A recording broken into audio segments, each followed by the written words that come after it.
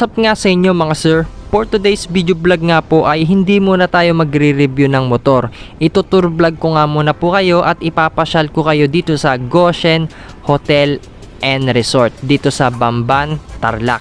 At ang layo nga po nito sa Paniki, Tarlac hanggang Bamban, Tarlac ay 53 kilometers lamang po, no? Kung galing po kayong norte, papunta po kayo dito sa Bamban, sa south, ay dire-diretso lang po yung biyahe rito at napakabilis lang ng biyahe. So siguro dito sa biyahe namin, kumain lang po ito ng 1 hour and 45 minutes. Ayan, nasa Tarlac po agad tayo rito, no? At wag nyo nga po palang kakalimutan na mag-helmet, mag-jacket, magpantalon at mag-gloves. Pati po lahat ng papeles ng motor ninyo, kung nakarehistro po yan, dalhin nyo po lahat, no? At pati yung lisensya ninyo, kasi meron pong mga checkpoint po dito, no? Para hindi na po kayo maabala at wala na pong aberya. Tsaka magdala po kayo ng payong, tubig, tsaka sariling pagkain para in case na nagutom po kayo is hindi po kayo magugutuman. Magdala rin po kayo ng kapote ninyo, no? So dito po medyo makulimlim po yung panahon dito kasi tanghali na po tayo bumiyahe. So kung makita nyo po, hindi po yan ganong katirik ang araw. So ito na po yung papasok po dito. Yan po yung grotto. Yan po yung may hagdanan dyan, no? So hindi na po tayo papasyal dyan dahil dire-diretso na po tayo kasi tanghali na po tayo bumiyahe, baka abutan po tayo ng ulan. Pero dito po na experience namin na maaraw nung nandun na kami. At hindi na po kayo maliligaw kasi may mga signage po dyan na nakalagay. At ginagawa po yung daan dito. Napakaganda ng daan dito, no? At hindi pa po totally open yung mga iba pang ruta rito kasi talagang ginagawa pa yung daan. At meron pong mga nakalagay dyan, hindi na po kayo maliligaw. So ito po yung to Goshen. Ayan. Pagka nakapasok na po kayo dito, dire-diretso na lang po yan. So dito po, medyo lubak-lubak pa lang po yung daan dito. Hindi pa po nagagawa. Pero pagdating po dito sa pa-welcome na dito sa papasok sa Goshen, sementado na po yan. At magbabayad nga po tayo dito ng entrance fee. At ang bayad nga po rito ay 150 pesos per head. At may ibibigay nga po sila ditong resibo at yung ilalagay natin dito sa kamay natin. So dalawa po yan, kasama ko po yung jowa ko po rito dahil magde-date po kami ngayon dito. Kasi medyo stress po kami, no? At isusot na nga po natin ito sa kamay natin. So perfect pong mamasyal dito kapag family bonding po, no? At pwede rin po kayong mamasyal ng jowa nyo rito. Napakaganda po rito, no? At pwede rin po kayong mag-rent ng hotel dito. Ayan, marami pong mga hotel dyan. So ito po yung parkingan dito sa taas. So medyo mataas lang po dito at baba taas, nakakapagod lang po. At ipapakita ko naman po sa inyo yung CR nila rito, no? At papasok nga tayo sa loob. So dito po wala pong gaanong taong pumunta rito, no? Ayan, kung makita nyo po yung CR, napakalinis po at napakabango. At talagang presentable po lahat dito, napakalinis. Sulit na sulit po yung binayad nyo rito. At dito naman po tayo, bababa na po tayo at magpipicture taking na po tayo. So para po itong Baguio City, no? Ayan, baba taas po dito at may mga nakatira rin po rito, no? Ayan, so ito yung mga kotse nila, nakapark lang dito. Ayan, siguro yan yung mga kotse ng may-ari. So baka family rin yung may-ari rito, no? At ito po yung itsura niya, napakaganda, no? Talagang hinango po siya sa ancient Rome.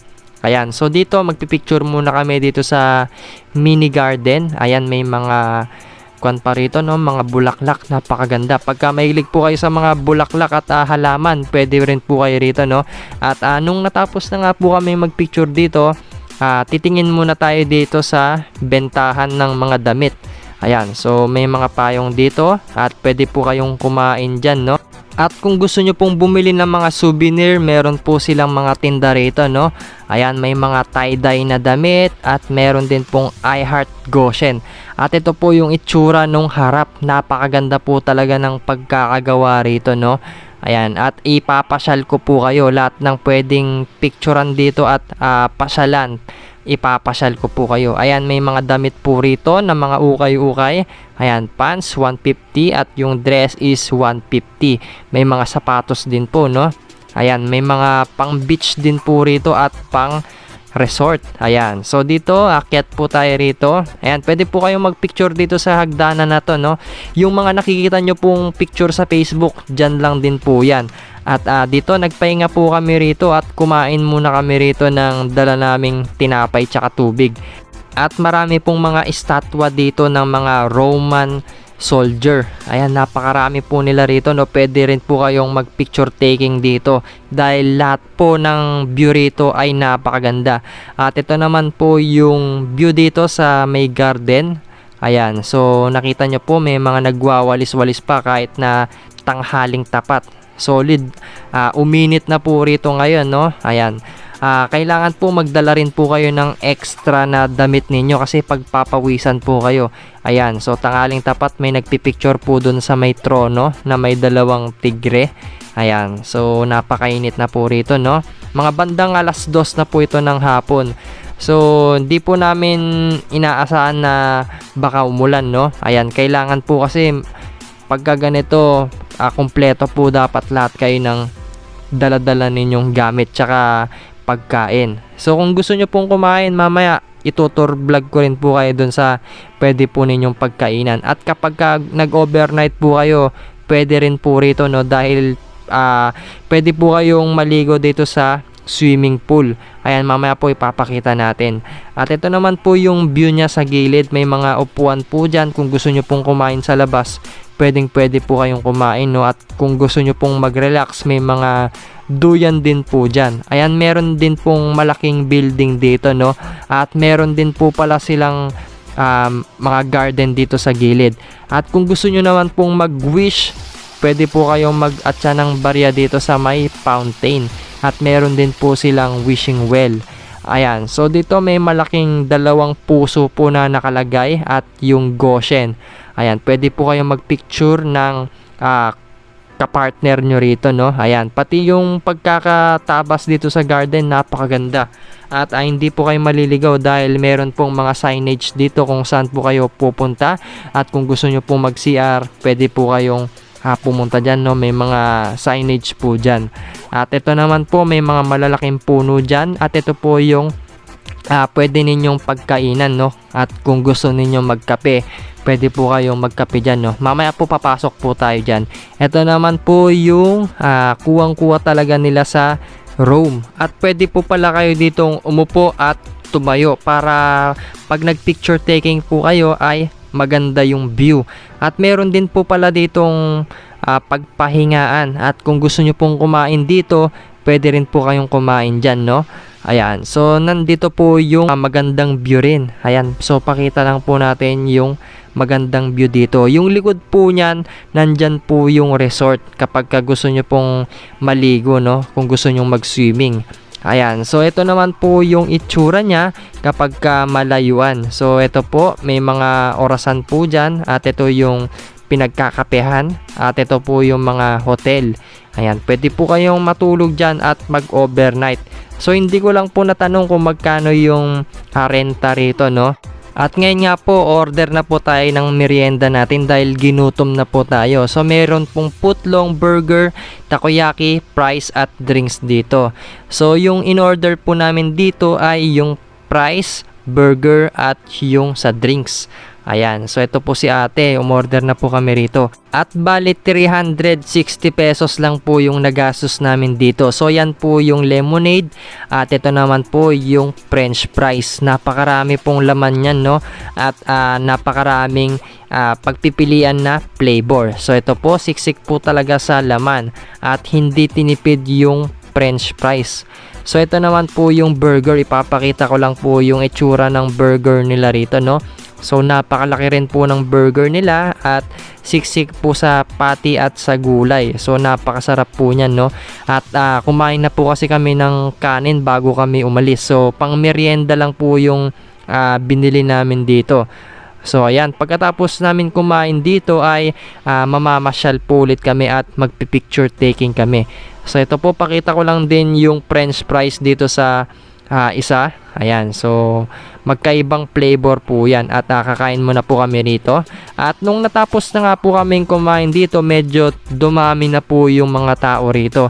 At pwede po kayo magpicture dyan sa may trono na yan, parang sa Game of Thrones. At aakyat nga muna po tayo rito at ipapakita natin yung view dito sa taas. Ayan, so papakita po natin kung pwede na nga po bang umakyat dun sa pinakatuktok. Ayan, so dito may mga ilaw po dyan. Napakaganda daw po dito kapag gabi. Ayan, so makikita nyo po yung buong kabundukan dito, pati yung mga ginagawang daan dyan. So ito po yung itsura nya dito sa taas. Ayan, may hagdanan po dito, kaso hindi pa po pwedeng umakyat dito, no? So ginagawa pa lang po yung sa taas. So halos bagong gawa pa lang po kasi yata itong building na to, no? Ayan, marami pa po silang ginagawa rito at dadagdagan pa po yata nila yung mga pasyalan. So ito po, ayan, no, may mga building pa pong ginagawa dyan at yung daan doon. Talagang pinapaganda po nila para sa mga turista. Ayan, ililibot ko lang po kayo rito, no. At ito po yung sinasabi ko kanina na itsura niya dito sa likod. Mamaya po bababa tayo dyan at titignan natin, ibibideo rin po natin dyan, no. Ayan, napakaganda po ng tubig. Pagka nag-swimming ka rito, talagang solong-solo mo yung resort. So, ito po, may mga malalaking puno at napaka-presko po rito, no?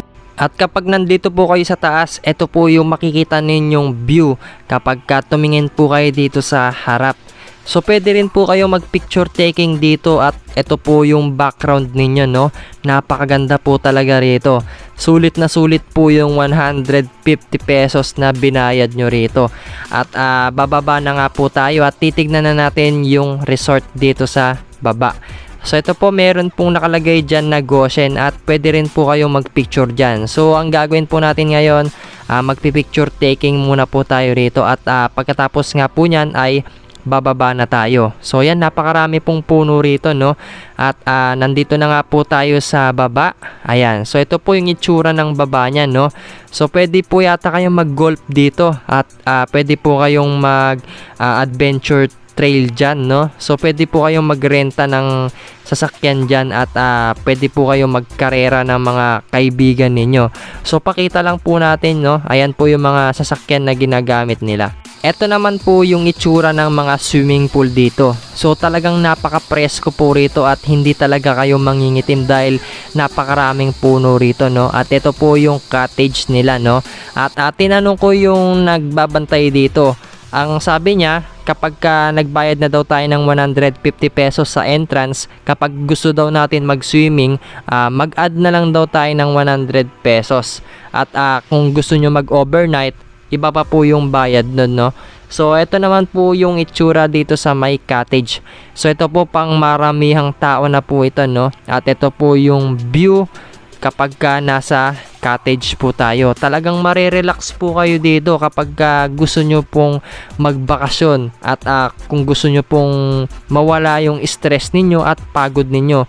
At lalo na po kapag bare months na, marami na pong mamamasyal dito. Lalo na kapag December. Sobrang ganda daw po yata rito pag December kasi sobrang kulay ng paligid. At pwede po kayong mag-overnight. Napakaganda po rito, no? At hindi na natin natanong kung magkano po yung bayad dito sa mga hotel. So ito naman po yung itsura ng swimming pool dito sa kabila. So napakalawak po, no? At may mga statue pa po dyan. So ito po, maglalakad-lakad lang po tayo rito at ipapakita po natin yung view dito sa loob. So yan, ang daming puno rito, talagang marerelax ka rito, no? Ayan, so kung gusto mong lumayo muna sa mga problema at marami kang iniisip, pwede kang mamasyal dito para mag-relax. Ayan, so pwede rin po kayong mag-order dyan ng mga inuming alak at pagkain. So ito naman po yung itsura niya rito, no? At may mga lamesa at payong po. At may mga garden pa po rito, no? May mga halaman pa. So ito po, pwede po kayong umupo dyan at tumambay. At pwede pa po kayong umakyat dito sa taas. Ayan, pwede po kayong mag-relax dyan, no? Napakaganda po ng view dito. Ayan, no? So para po kayong nasa mansion dito, no? Ito naman po yung itsura niya sa gilid. puro magagandang tanawin po yung makikita ninyo, talagang pang nature. Ayan, so ito naman po yung tubig niya, no, napakalinis po at walang ganong naliligo. So makita nyo po yan, wala pong ganong tao rito, no, kami pa lang po yung nandito at yung naliligo, umahon na po sila kasi medyo lumalamig na po yung panahon dito, no, at baka uulan na rin po mamaya. At bumaba nga po tayo rito. ATV Adventure po pala yung tawag rito, at ito nga po yung bayad nila, no, per minuto po pala yung bayad dito, no. At yan po yung itsura niya, no. Kapag ka maulan po, mas maputik po yan, mas lalo pong magandang magkarera dyan, no.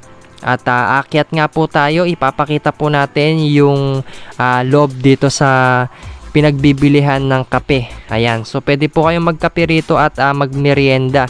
Pwede rin po kayong kumain dyan ng kanin, no. So pasok po tayo sa loob. Ayan, so ganito naman po yung itsura niya sa loob. Talagang pang sinaunang panahon po, no. Napakaganda po rito, no. Ayan, so para kang nasa vegan din, no. Parang style vegan din siya, no, at marami po kayong pwedeng mabili rito. Ayan, so may mga snacks po dyan at meron pa pong second floor. Kung gusto nyo po dun sa taas, pwede rin po yan, no. At naka-aircon na rin po rito. Medyo malamig po dito sa loob. Ayan po yung mga price list nila at yung mga tinitinda po nila rito sa loob. At bago po tayo umuwi ay ibibideo ko muna po lahat yung nakikita natin dito sa harapan. So hindi po kaya ng malayuan ng camera natin, no. So nasa dulo na po tayo. At ito lang po talaga yung nakukuhanan ng camera natin. So ito naman po yung inakyatan natin sa taas kanina, napakaganda talaga. At umakyat po ulit tayo rito at gusto ko pong ipakita sa inyo kanina yung sa wishing well. Ayan, so ito po, marami pong mga barya po rito na pinag-aagis. Pwede po kayo mag-wish dito, no. At yan po yung tubig niya rito, medyo madumi nga lang po. At ito po, ito yung sa taas niya. Ayan, napakataas, no. Ayan po yung sa may orasan. Ayan, napakaganda. So yan po yung itsura niya rito. At uuwi na nga po tayo, no. At wag nyo nga po palang kakalimutan na mag-subscribe sa channel natin and i-click yung notification bell para lagi nga po kayong updated. And lagi po kayong mag-iingat sa biyahe po ninyo, no. And thanks for watching.